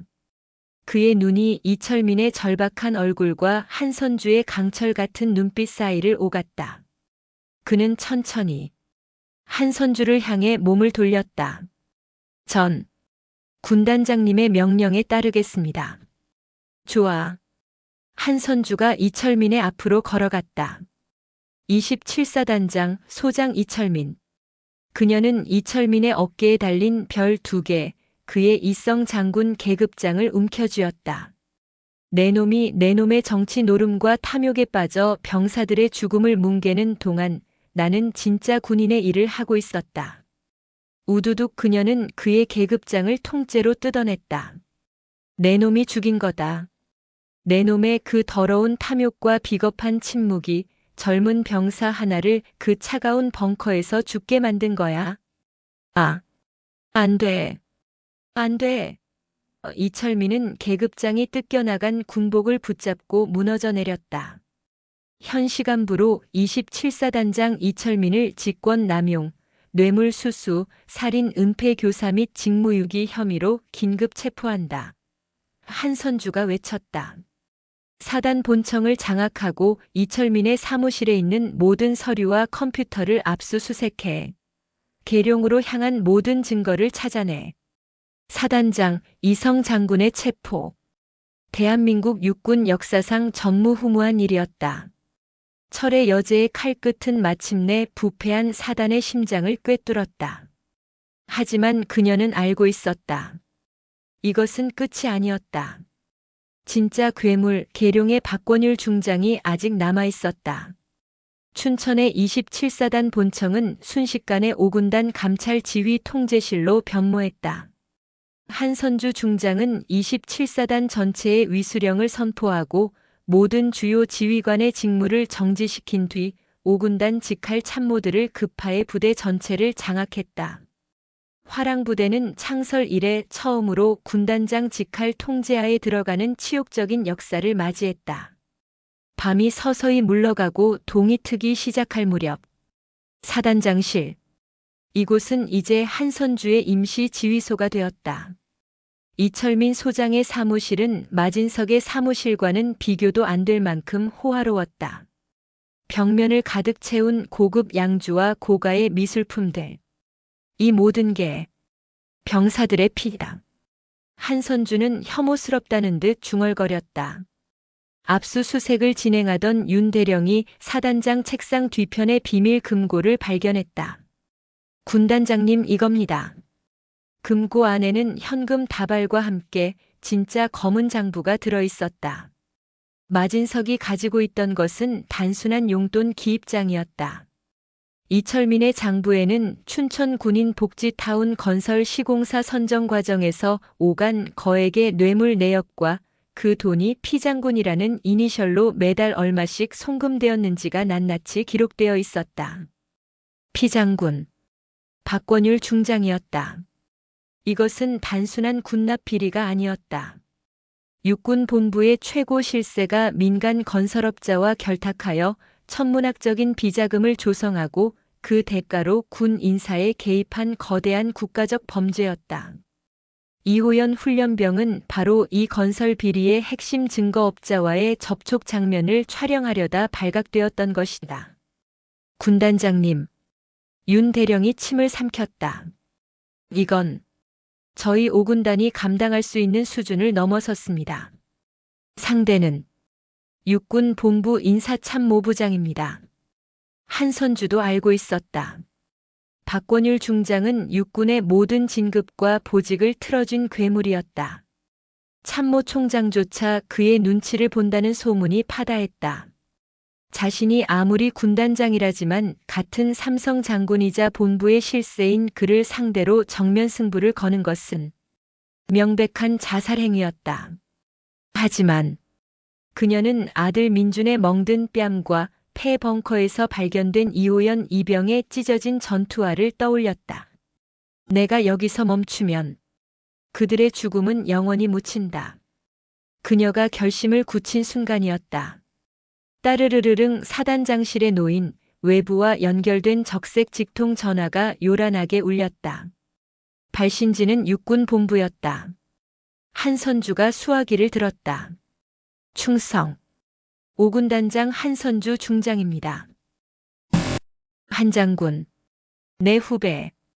수화기 너머로 들려온 목소리는 뜻밖에도 참모총장이 아니었다. 부드럽지만 뱀처럼 차가운, 단 한 번도 잊어본 적 없는 목소리. 인사참모부장 박권율 중장이었다. 박 장군님이십니까? 그래. 내가 지금 춘천에서 아주 재미있는 연극이 벌어지고 있다는 보고를 받았어. 우리 한 장군이 밤사이에 아주 큰일을 치렀더군. 마 중령의 최 대령, 심지어 이 소장까지 아주 싹쓸이를 했어. 그의 목소리는 분노가 아닌 모든 것을 안다는 듯한 여유로움이 묻어 있었다. 부패한 군인을 처단하는 것은 군단장으로서의 제 책무입니다. 책무라. 하. 좋아. 그 책무. 박권율의 목소리가 순간 차갑게 가라앉았다. 한선주. 넌 지금 내가 뭘 건드렸는지 몰라. 그건 책무가 아니라 반역이야. 넌 지금 육군 전체의 명예를 실추시키고 지휘 체계를 무너뜨렸어. 진실을 밝히는 것이 반역입니까? 진실? 그깟 훈련병 하나 죽은 게 진실이야? 그보다 더 큰 수십만 대군의 안정이라는 대의가 있어. 박권율이 소리쳤다. 한선주. 넌 지금 두 가지 길 위에 서 있어. 하나는 이철민의 선에서 모든 걸 덮고 반란 미수 혐의로 군복을 벗는 길이야. 다른 하나는 현명하게 이 사태를 수습하고 내 자리를 보전하는 길이지. 무슨 뜻입니까? 간단해. 한 장군. 내가 회수한 그 장부 그리고 그 망할 놈의 SD 카드. 그거 원본. 나한테 넘겨. 그럼 이 모든 일은 정신 나간 이철민 소장의 개인 비리로 종결될 거야. 너는 육군을 정화한 영웅이 되겠지. 내가 다음 사성 장군 진급 심사에서 내 이름을 가장 위에 올려주지. 회유였다. 거부할 수 없는 달콤한 제안이었다. 만약 제가 거부한다면 말입. 거부? 박권율이 비웃었다. 넌 지금 내 아들 강민준 일병이 어디에 있는지 아나? 한선주의 심장이 쿵 내려앉았다. 내가 방금 천랑대대로부터 보고를 받았는데 그 녀석이 어머니를 부르며 소란을 피웠다지. 상관 모욕죄로 영창에 가도 할 말 없는 놈이야. 아니, 영창은 너무 시시하지. 요즘 화천에 멧돼지가 그렇게 많다던데. 야간 경계 근무 서다가 실족 살 수도 있고. 안 그런가? 협박이었다. 그녀의 유일한 약점, 그녀의 아들을 향한 노골적인 살해 협박이었다. 내 아들의 목숨, 그리고 너의 명예. 이 모든 게 그 SD 카드 하나에 달려 있어, 한선주. 내가 지금 특별조사단을 춘천으로 보낼 테니 그들에게 모든 증거를 자발적으로 인계해. 그럼 모든 게 순리대로 풀릴 거야. 1시간 주지. 딸깍. 전화가 끊어졌다. 한선주는 수화기를 든 채 그 자리에 얼어붙었다. 특별조사단. 그것은 조사를 위한 팀이 아니었다. 증거를 인멸하고 자신을 제거하기 위해 오는 박권율의 사병이었다. 그녀는 완벽하게 고립되었다. 위로는 육군 본부의 실세가 아들의 목숨을 담보로 협박해오고 아래에서는 언제 적이 되어 돌변할지 모르는 27사단 병력에 둘러싸여 있었다. 그녀는 아들 강민준이 격리되어 있는 사단 본부 의무실을 바라보았다. 그녀의 눈이 격렬하게 흔들렸다. 군인으로서의 명예인가, 어머니로서의 본능인가. 그녀는 결심했다. 윤대령. 예, 군단장님. 김소령과 특임대 전 병력 사단 본청 건물 입구를 봉쇄한다. 지금부터 이 건물은 5군단 작전 통제 구역이다. 예. 봉쇄라니요. 그럼 계룡과 맞서시겠다는. 그래. 맞설 거다. 한선주의 눈이 다시 강철처럼 빛나기 시작했다. 그리고 이철민의 장부 마진석의 자백서, 그리고 이 SD 카드 원본. 그녀는 윤대령에게 그것들을 건넸다. 이걸 지금 당장 청와대 민정수석실과 이호연 이병의 아버지 그 기자에게 보내게. 군 내부망이 아닌 외부 민간 통신망을 이용해서. 지금 당장. 군단장님, 이건 명령이다. 내가 괴물이 되더라도 저 악마들을 살려두진 않겠다. 그녀는 권총의 홀스터를 풀었다. 이제 돌아올 수 없는 강을 건넜다. 괴물들이 오고 있다. 그들이 이 문을 통과하기 전에 진실을 세상 밖으로 내보내라. 창밖으로 춘천의 하늘을 가르며 날아오는 여러 대의 검은색 헬기 편대가 보이기 시작했다. 그 헬기에는 그 어떤 부대 마크도 찍혀 있지 않았다. 계룡의 리바이어더니 그녀를 삼키기 위해 입을 벌린 순간이었다. 춘천의 새벽 공기는 칼날처럼 차가웠다. 27사단 본청 앞 연병장에는 불길한 정적이 감돌았다. 한선주 중장의 명령에 따라 5군단 헌병 특임대 SDT 소속 20여 명의 정예 대원들이 완전 무장한 채 사단 본청 건물의 모든 입출구를 봉쇄했다. 그들의 총구는 어둠 속에서 접근하는 불청객들을 향해 있었다. 두두두두 하늘을 찢는 굉음과 함께 부대 마크가 없는 검은색 기동 헬기 UH-60세대가 연병장 중앙에 거칠게 착륙했다. 헬기에서 쏟아져 내린 것은 군단 헌병대가 아니었다. 검은색 베레모와 특수 방탄복을 착용한 국군 방첩 사령 부방첩사 소속의 위압적인 인물들이었다. 육군 본부의 그림자이자 오직 박권율 중장의 직계 라인으로 움직이는 특별 조치팀이었다. 그들의 선두에서 한 사내가 걸어 나왔다. 별은 없었지만 그가 뿜어내는 기세는 웬만한 장군을 압도했다. 방첩사 감찰실장 오치연 대령. 그는 박권율의 가장 충실한 사냥개로 알려진 자였다. 5군단 헌병대는 즉시 총기를 버리고 물러나라. 오치연 대령이 확성기를 통해 외쳤다. 그의 목소리는 춘천의 새벽을 얼어붙게 만들었다. 육군 참모총장님의 명령이다. 5군단장 한선주 중장은 예하 사단을 무단 점거하고 지휘 체계를 교란시킨 반란 혐의로 현 시간부로 직무 정지 및 체포를 명한다. 저항할 시 반란군으로 간주 현장 사살도 불사한다. 반란. 박권율이 내린 마지막 프레임이었다. 5군단 특임대장 김소령이 한선주가 있는 사단장실 창문을 올려다보았다. 병력은 3배 이상 차이가 났다. 무엇보다 참모총장의 명령이라는 저들의 명분은 5군단 헌병들의 총구를 무력하게 만들기에 충분했다. 군단장님. 김소령의 목소리가 무전기 너머로 떨려왔다. 저들의 명분이 너무 큽니다. 저희는 사단장실 안. 한선주는 자신의 권총을 쥔 채 창밖의 오치현을 노려보고 있었다. 그녀의 옆방 의무실에는 아들 강민준이 격리되어 있었다. 저들이 이 문을 뚫는 순간 아들의 목숨은 보장할 수 없었다. 윤대령. 그녀가 마지막 남은 감찰실장에게 물었다. 증거 보냈나? 방금 전송 완료했습니다. 청와대 민정수석실 비서관 직통 라인과 이호연 이병의 아버지 한영철 기자의 개인 보안 메일로 원본 파일 전송 완료 확인했습니다. 됐다. 한선주가 눈을 감았다 떴다. 이제 시간을 벌어야 한다. 그들이 이 진실을 열어볼 때까지. 그녀는 무전기를 집어들었다. 김소령. 예, 군단장님. 저들은 반란군을 잡으러 온 게 아니다. 저들은 살인범의 증거를 인멸하러 온 공범들이다. 나는 반란을 일으키지 않았다. 나는 이 나라의 아들을 죽인 자들을 체포했을 뿐이다. 5군단 헌병대는 들어라. 너희의 군단장으로서 마지막으로 명한다.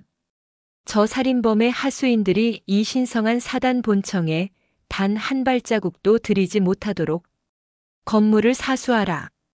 충성. 김소령의 눈에 다시 불이 붙었다. 미친. 한선주의 목소리를 들은 오치현 대령의 얼굴이 일그러졌다. 전현이 감히 끝까지 저항해. 전 대원. 진입. 쾅. 방첩사 요원들이 본청 정문의 강화 유리를 부수고 진입을 시도했다. 사수하라. 최루탄 발사. 김소령의 지휘 아래 5군단 특임대원들이 건물 내부에서 격렬하게 저항했다. 복도와 로비는 순식간에 최루가스와 섬광탄의 연기로 자욱해졌다. 아군끼리의 교전. 대한민국 육군 역사상 가장 끔찍하고 치욕스러운 순간이었다. 2팀. 측면 창문으로 진입해. 3팀은 의무실을 확보한다. 그년의 아들 새끼부터 잡아. 오치현이 소리쳤다. 의무실이라는 말에 한선주의 심장이 멎는 듯 했다. 김소령. 의무실. 민준이가. 그때였다. 끼익 연병장 전체에 귀를 찢는 하울링이 울려 퍼졌다. 교전 중이던 양측 병력 모두가 순간적으로 멈칫했다. 모든 시선이 연병장 한가운데 27사단 조회대에 설치된 거대한 전광판으로 향했다. 지익 칠흑 같던 전광판이 갑자기 켜졌다. 그리고 그 화면에 나타난 것은 훈련 영상이나 구호가 아니었다. JTBC 뉴스 속보 단독 육군 본부 피중장 군인 복지타운 건설 비리 및 훈련병 사망 은폐 지시. 전광판에 뜬 것은 방금 윤 대령이 전송한 그 파일의 내용이었다. 한영철 기자가 아들의 목숨과 맞바꾼 그 증거를 실시간 뉴스로 터뜨린 것이다. 화면이 바뀌었다. 어두운 창고 안 마진석 중령이 민간업자에게 돈다발을 받는 영상 이호연 촬영본이 전국으로 송출되고 있었다. 하하, 김 사장. 이번 혹한기 유류건은 아주 깔끔했어. 윗분들 것까지 두둑하게 챙겨주게. 다음은 음성 파일이었다. 이철민 사단장과 최동규 대령의 목소리였다. 걔가 처리한 훈련병 이호연이 그놈 아비가 기자라며. 계룡에서 직접 꽂아준 사람이야. 걔가 흔들리면 우리까지 피곤해져. 그리고 마지막 결정타. 박권율 중장이 이철민을 압박하는 과거의 통화 내용까지 이철민의 비밀 금고에서 나온 녹취 파일. 이 소장, 정신 안 차려. 그깟 훈련병 하나 처리 못해서 이 판을 다 망칠 셈이야. 그놈 아버지가 뭘 캐기 시작했다고. 싹을 잘랐어야지, 싹을. 연병장을 가득 채운 방첩사 요원들과 5군단 헌병들, 그리고 창밖을 내다보던 27사단 본부의 모든 장병이 얼어붙었다. 그들의 신이자 괴물이었던 육군 본부 인사참모부장이 그깟 훈련병 하나의 죽음을 싹을 자르라고 지시하는 추악한 살인 교사범으로 전 국민 앞에 폭로된 순간이었다. 방금 전까지 악귀처럼 진입을 외치던 오치현 대령의 손이 확성기를 든 채 허공에서 굳어버렸다. 참모총장의 명령이라는 그의 명분은 이제 살인 교사범의 증거인멸 시도라는 범죄 행위가 되어버렸다. 그의 무전기에서 다급한 목소리가 터져나왔다. 네. 대령님, 지금 국방부 장관님께서 참모총장님과 함께 긴급 기자회견을. 박권율 중장, 방금 자택에서 긴급 체포됐다는 속보가. 오치현의 다리가 후들거렸다. 그는 천천히 고개를 들어 사단장실 창문을 올려다보았다. 창문 너머로 한선주 중장이 그를 차갑게 내려다보고 있었다. 철컥. 한선주가 사단장실의 창문을 열었다. 그녀는 확성기도 없이 자신의 육성으로 연병장 전체를 향해 외쳤다. 국군방첩사령부 오치현 대령. 그녀의 목소리는 떨림 하나 없이 울려 퍼졌다. 그대에게 묻겠다. 그대의 총구가 향해야 할 곳은 어디인가? 진실을 밝힌 군인인가 아니면 진실을 덮으려 한 살인범인가? 지금 당장 선택하라. 모든 시선이 오치현 대령에게 쏠렸다. 그는 박권율의 충견이었지만 그 이전의 대한민국 육군 대령이었다. 그는 자신의 경멸스러운 얼굴과 계급장을 넘어선 군인의 명예 그 자체로 서 있는 한선주의 얼굴을 번갈아 보았다. 그는 수초간 망설였다. 그는 천천히 자신을 따르던 방첩사 요원들을 향해 몸을 돌렸다. 그리고 우렁찬 목소리로 외쳤다. 전 대원, 총기 내려. 예. 하지만 총기 내려. 지금 이 순간부로 국군방첩사령부는 5군단장 한선주 중장의 지휘에 협조한다. 이철민, 최동규, 마진석 이하 모든 부패 연루자들을 색출하여 국방부 합동수사단에 넘긴다. 성역은 무너졌다. 박권율이라는 거대한 리바이어던은 한 병사의 작은 용기와 한 어머니의 거대한 분노 앞에 처참히 무너져 내렸다. 한선주는 그 모습을 차갑게 지켜보았다. 그때 누군가 그녀의 다리를 붙잡았다. 어머니. 아들 강민준이 교전의 혼란을 틈타 의무실에서 뛰쳐나온 것이었다. 그의 뺨은 연기와 눈물로 얼룩져 있었다. 한선주는 그 자리에 주저앉아 자신의 아들을 힘껏 끌어안았다. 민준아, 내 아들. 미안하다. 미안하다. 아닙니다. 어머니. 군단장님. 감사합니다. 모자의 뜨거운 눈물이 춘천의 차가운 여명 속으로 번져나가고 있었다. 그날 새벽 대한민국 육군은 뿌리부터 뒤집혔다. 박권율 중장의 긴급 체포와 함께 참모총장은 그날 아침 대통령에게 직접 사의를 표명했다.